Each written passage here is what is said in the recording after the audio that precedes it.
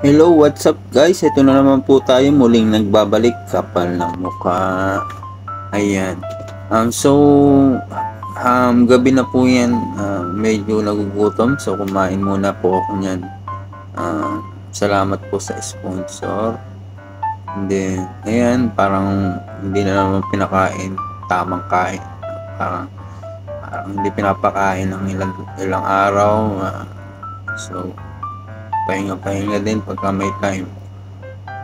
Ayan, pork.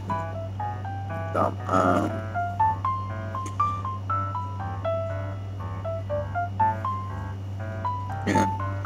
So, may mga bagay na kailangan din natin magpahinga. So, kung ikain or pagkaan. Kaya ka nga nagtatrabaho para kahit paano meron kang, para may makain, and then, yun, may mga bagay na kailangan mo suportahan at may bigay sa kanila.